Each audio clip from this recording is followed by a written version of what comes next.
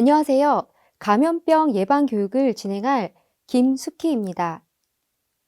오늘 학습 내용은 감염병의 이해, 감염병의 예방과 관리, 영유아의 주요 감염성 질환입니다.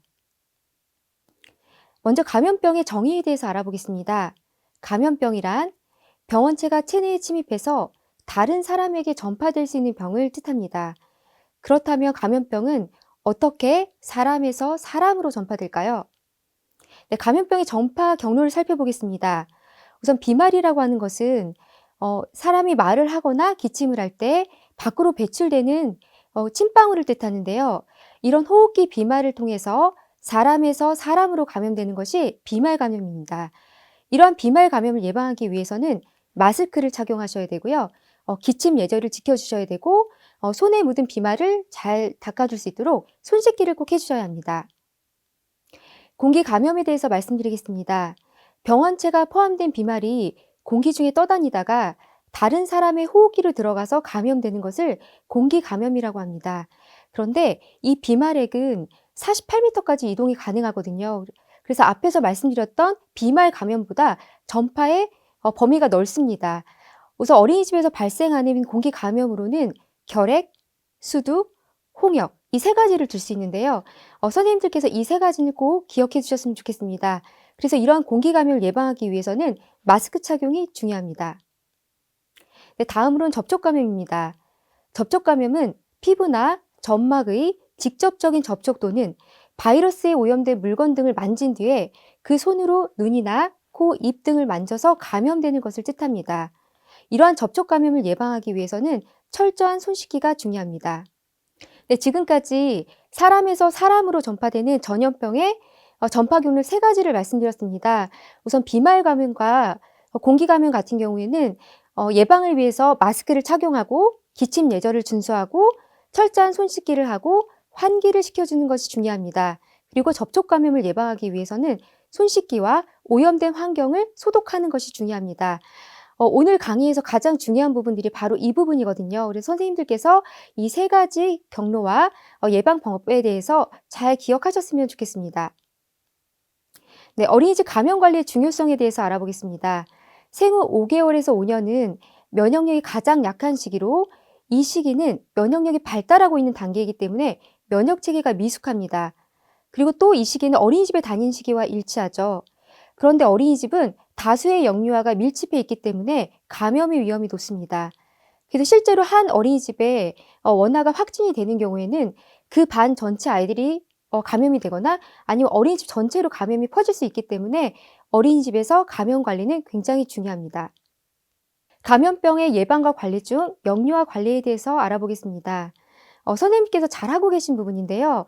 아침에 영유아가 등원을 하면 선생님들께서는 영아의 체온을 체크하고 영아의 건강 상태에서 열이 나는지, 기침이 있는지, 콧물이 있는지, 아니면 발진 등이 나타나는지를 확인하는 것이 중요합니다. 그리고 이상이 있는 경우에는 보호자에게 연락을 해서 확인하는 것이 필요합니다. 그런데 감염병의 경우에는 잠복기가 다 다르기 때문에 아침에 등원했을 땐 증상이 없다가도 오후 일과 시간에 증상이 나타날 수가 있거든요. 그래서 이렇게 영아의 건강 상태의 변화를 관찰하기 위해서는 선생님들께서 좀 주의 깊게 관찰을 하시는 것이 중요합니다. 예방접종 관리에 대해서 알아보겠습니다. 예방접종은 백신 접종을 통해 능동적인 면역을 획득하는 방법으로 최초 보육 실시 후 30일 이내에 접종 여부를 확인하게 되어 있습니다. 그 이유는 어린이집에 많은 아이들이 예방접종을 한 상태라면 외부에서 감염병이 유행하더라도 약하게 앓고 지나가거나 전체적으로 확산되지는 않습니다. 그런데 예방접종을 한 아이들이 하지 않는 경우라면 전체적으로 확산이 될 가능성이 높기 때문입니다. 구체적으로 선생님들이 잘 알고 계시는 이제 수족구의 경우엔 예방접종이 없거든요. 이런 수족구가 한번 원내에 확진이 되면 심하게 그 반이나 또는 원 전체로 확산돼서 영아반 전체 아이들이 이렇게 출석을 못하는 경우들이 생기거든요. 그래서 예방접종은 중요하기 때문에 꼭 보호자에게 접종하도록 안내하시는 것이 좋습니다. 그런데 선생님들께서 이 예방접종하면 좀 어려워하는 부분 중 하나가 너무 다양한 접종들이 있고 접종 스케줄이 다 다르기 때문에 어떻게 안내를 해야 될지 모르겠다 이렇게 얘기하시는 분들이 있는데요. 기본적인 접종은 보통 12개월 미만에 다 끝나고요. 추가 접종이 12개월에서 15개월, 만 4에서 6세 사이에 이뤄집니다. 그런데 현장의 선생님들께서는 이 예방접종을 안내하는 것을 굉장히 좀 어렵게 생각하는데요. 그 이유가 다양한 접종들이 있고 접종마다 백신을 맞는 그 기간이 다르기 때문입니다. 그래서 한 가지 팁을 알려드리면 대부분의 접종은 12개월 미만에 몰려 있습니다. 그래서 12개월 미만까지 잘 살펴주시면 되고요. 그리고 추가 접종이 15에서 18개월, 만 4에서 6세 사이에 이루어집니다. 그래서 이 시기만 잘 기억하고 계셨다가 그때쯤 보호자에게 접종을 했는지 안내해 주시면 좋을 것 같습니다. 네, 감염병 관리 수칙 수립 및 실천에 대해서 알아보겠습니다. 어린이집에서는 감염병 관리 수칙을 마련하고 실천하셔야 합니다. 그런데 이 수칙에는 필수 기재사항이 포함되어야 합니다. 그 필수 기재사항으로는 영유아에게 자주 발생하는 감염병의 증상, 등원하지 않아야 할 감염병의 종류와 기간, 영유아 및 교직원이 감염병에 걸렸을 경우에 대처 방법이 꼭 기재되어 있어야 합니다. 이런 수칙을 미리 마련하는 게 중요한 이유는 갑자기 어린이집에 감염병이 유행했을 때 부모님들께 공지를 해드리고 가정통신문을 보내잖아요. 그런데 이렇게 수칙을 미리 만들어 놓으면 여기 있는 내용들을 이제 보내실 수도 있고요. 또 하나는 이런 내용들을 마련해 두고 학부모 오리엔테이션이나 아니면 부모 교육 때 이런 부분에 대해서 교육을 미리 해주시면 나중에 어떤 감염병이 발생하고 가정 보육을 하게 되는 상황에서 어머니들께서 어린이집에서는 이런 단계에 따라서 지침을 가지고 진행을 하는구나라는 것을 미리 알고 있기 때문에 협조가 될 수 있거든요. 그래서 이 수칙을 꼭 마련하고 실천하는 것이 중요합니다. 영유아 건강교육으로 손 씻기에 대해서 알아보겠습니다. 어린이집에서는 공기 감염보다는 바이러스가 묻은 손을 눈이나 코, 입에 접촉함으로써 감염되는 접촉 감염이 많이 일어납니다. 때문에 영유아에게 손 씻는 방법을 잘 가르쳐 주셔야 되는데요. 영아의 발달 수준에 맞게 도움을 제공하는 것이 중요합니다. 손을 씻은 상태에서 물기가 없도록 말리는 것이 중요한데요. 물기가 남아있으면 손에 세균이 증식할 우려가 있기 때문에 깨끗하게 말려주시는 것이 중요합니다.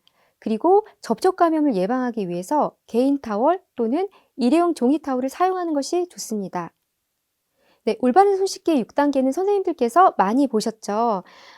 평소에 흐르는 물에 30초 이상 비누를 사용해서 손을 잘 닦고 계신 걸로 알고 있습니다.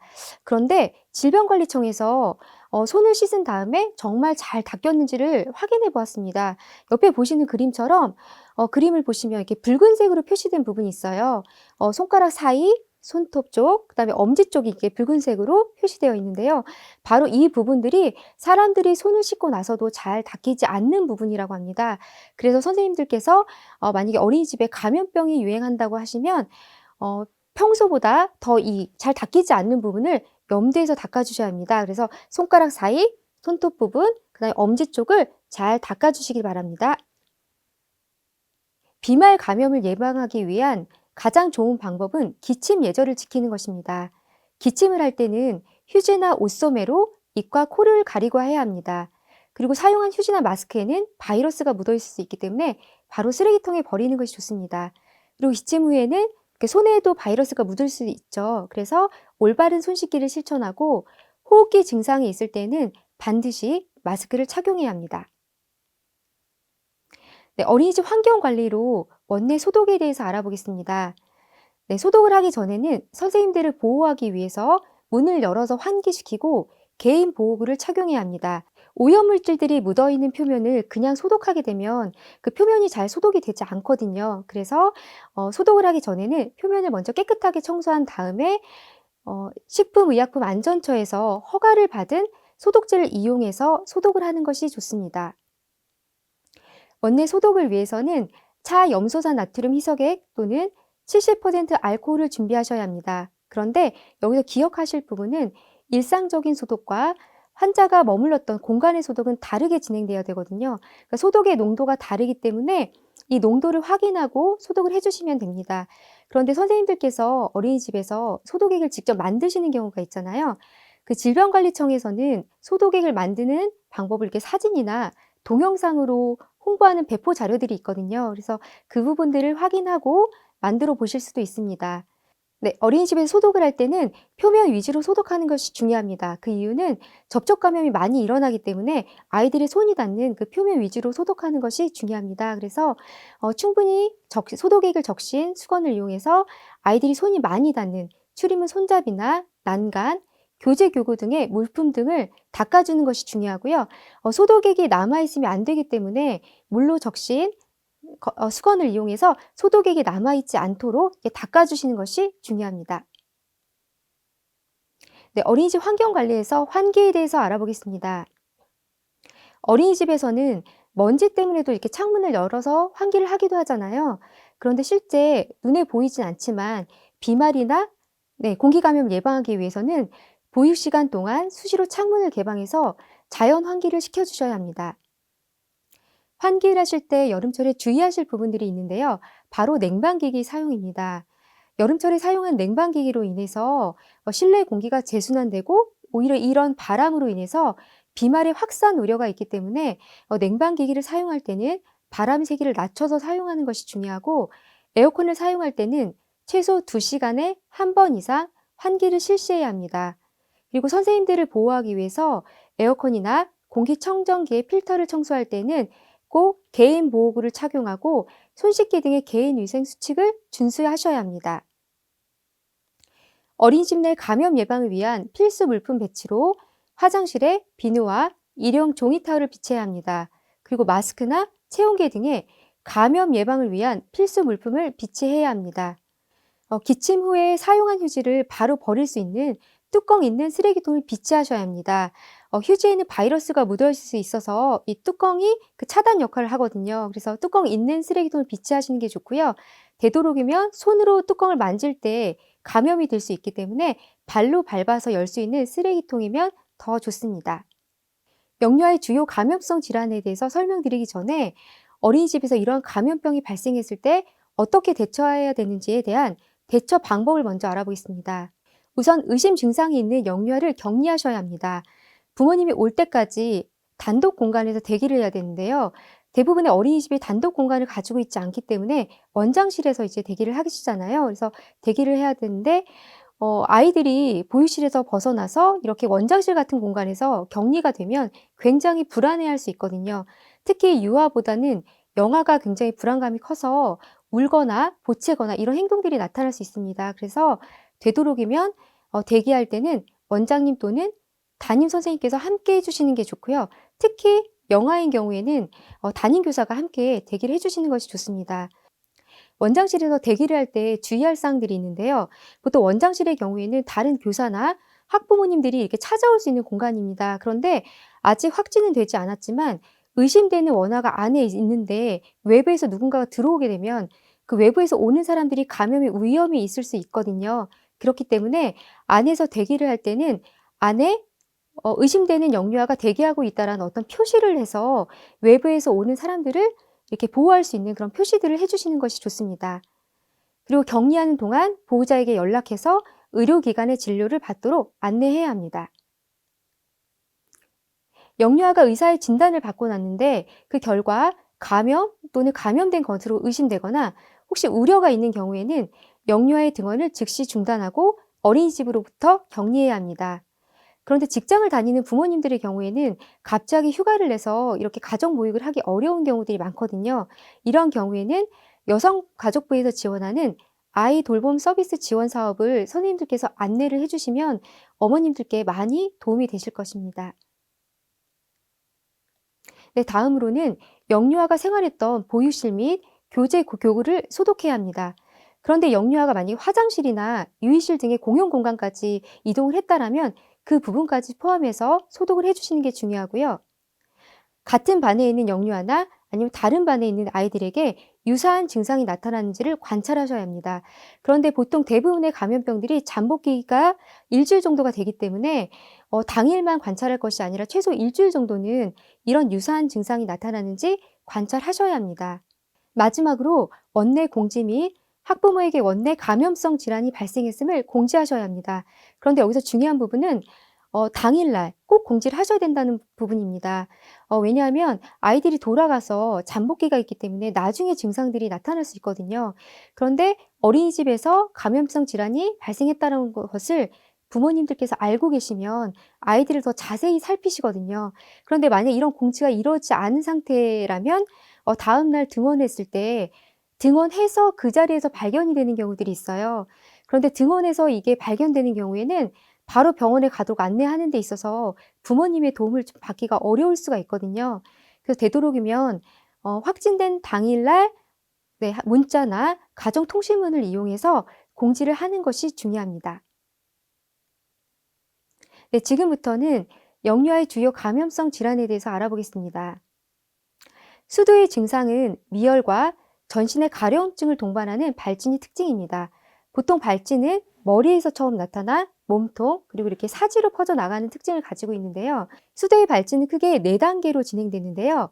붉은색의 반점이 보였다가 볼록 튀어나온 상태의 굳은 상태로 변화했다가 이것이 물집 상태의 수표로 변화하고 마지막에 고름이 찬 물집인 농포 상태로 변화합니다. 그래서 4단계로 변화하는 특징이 있습니다. 어린이집에서 발견하게 되는 계기는 아이들이 막 이렇게 긁어서 선생님들이 왜 긁을까 하고 그 부분을 보다가 피부에 발진이 났거나 아니면 몸통에 발진이 나타난 것을 보고 발견되는 경우가 많습니다. 전파 경로는 수포성 병변에 의한 직접 접촉, 아이들이 가려워서 긁으면서요, 이게 수포가 터지면서 수포액이 손에 묻었는데 그 묻은 수포액이 다른 곳에 이제 묻혀지면서 접촉으로 인해서 감염이 되기도 하고 호흡기 분비물로 인한 공기 전파가 이루어지기도 합니다. 예방을 위해서는 손 씻기를 철저히 하고 기침 예절 등의 개인 위생 수칙을 준수해야 합니다. 네, 수족구병에 대해서 말씀드리겠습니다. 증상은 발열, 입안의 물집과 손과 발에 수포성 발진이 나타나는데요.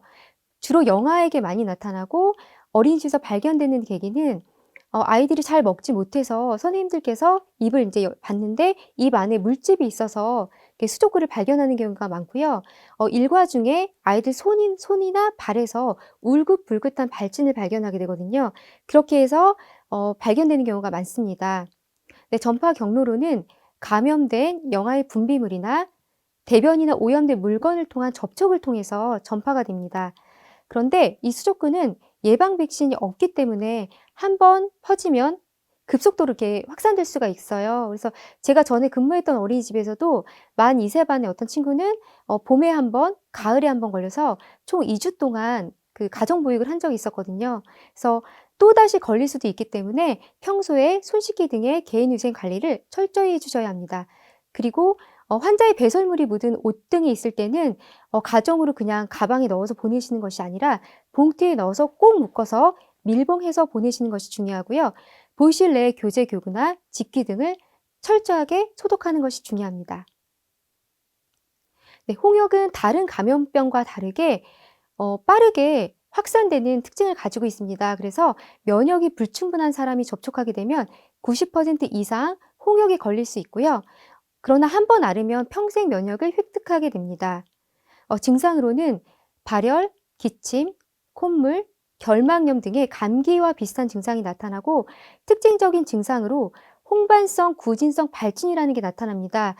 이 발진은 앞에서 말씀드렸던 수두의 발진과 좀 다른 차이가 있어요. 수두는 약간 물집이 잡힌 발진이라면 이 홍역의 발진은 붉고 그냥 튀어나온 발진이거든요. 그래서 온몸이 울긋불긋하게 보이는 발진이 생기는데요. 보통은 목 뒤에서 시작해서 몸통과 사지로 퍼지는 특징을 가지고 있습니다. 그리고 입 안에서도 이런 발진이 관찰돼서 입을 보면 입안이 울긋불긋하게, 수포는 아니고 울긋불긋한 그런 발진들이 나타납니다. 그런데 홍역은 공기 감염을 통해서 전파되기 때문에 앞에서 말씀드린 것처럼 빠른 발견과 철저한 격리가 중요합니다.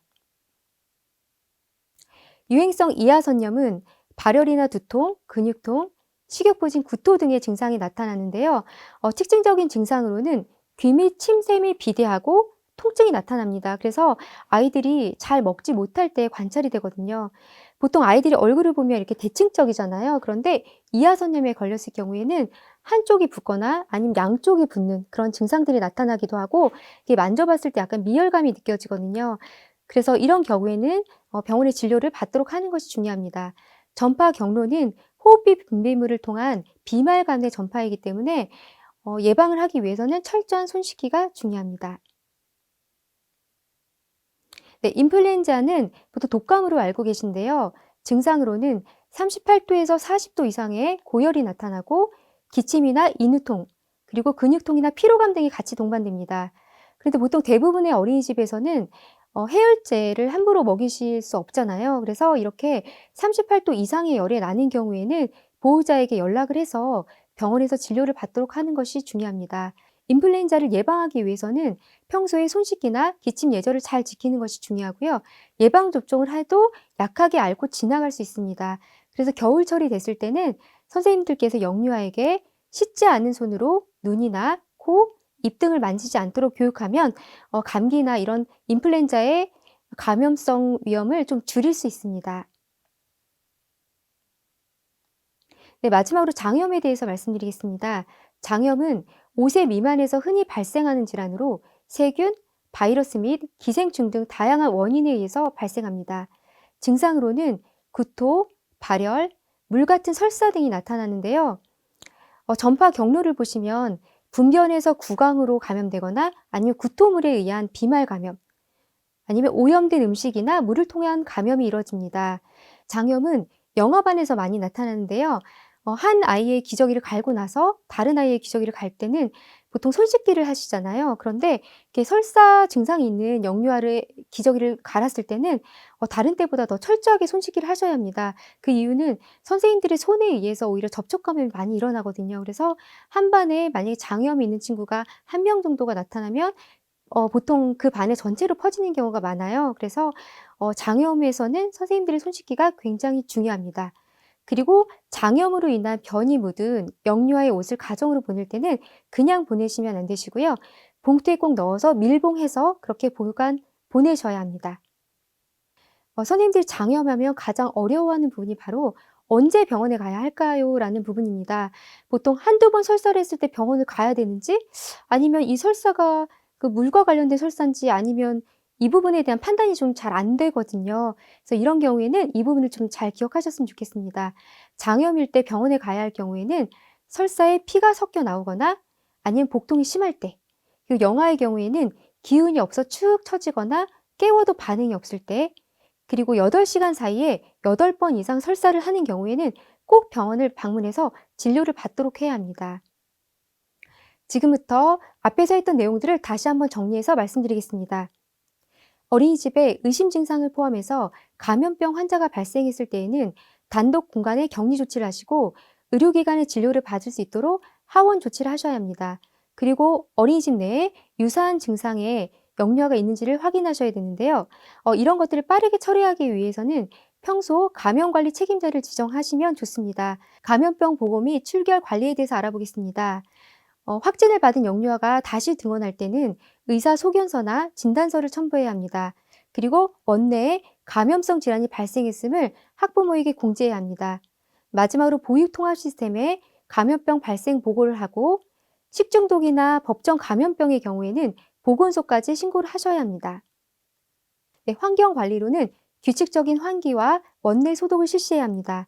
그리고 영유아들이 생활 속에서 자연스럽게 습관이 될 수 있도록 손 씻기나 기침 예절 등의 홍보물을 부착해서 아이들이 잘 볼 수 있는 곳에 부착하시는 것이 중요합니다. 그리고 외부에서 어린이집 방문하는 경우에는 체온을 측정하고 손 소독제를 사용하도록 해야 합니다. 보건교육으로는 보육교직원을 대상으로 감염병 예방 교육을 진행하고요. 영유아를 대상으로 손 씻기, 기침 예절, 마스크 착용 등의 개인위생 교육을 해야 합니다. 학부모를 대상으로 가정통신문을 발송해야 되는데요. 감염병 관련 내용으로 분기별 1회 이상 정보를 안내하셔야 합니다.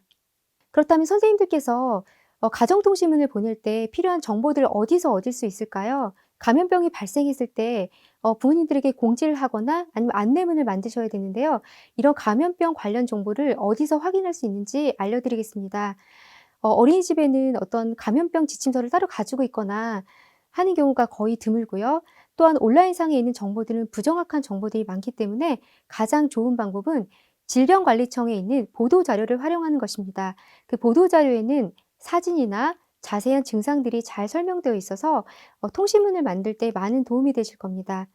그리고 예방을 위한 어떤 자체 점검 리스트를 확인하기 위해서는 어린이집 안전공제에서 확인하실 수 있습니다.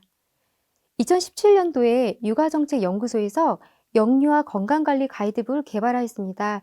이 가이드북 안에는 감염병 외에 다른 어떤 질병들에 대한 정보들도 있기 때문에 선생님들이 도움이 되실 것 같고요. 앞에서 소독을 할 때 인증된 제품을 사용하라고 말씀드렸는데요.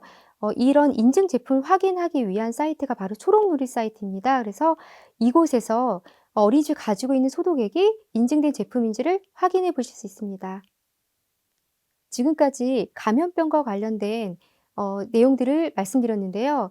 꼭 기억하실 부분들이 있습니다. 감염병의 전파를 막기 위해서는 전파 경로를 이해하고 차단하는 것이 가장 중요합니다. 아까 전파 경로에는 세 가지가 있다고 말씀드렸죠. 네, 비말 감염, 공기 감염, 접촉 감염. 이 감염들을 예방하기 위한 가장 좋은 방법으로 개인 위생 관리에서는 손 씻기, 마스크 착용, 기침 예절을 준수하셔야 합니다. 그리고 환경 관리로는 소독과 환기를 시켜주셔야 합니다. 이상으로 감염병 예방 교육을 마치겠습니다. 감사합니다.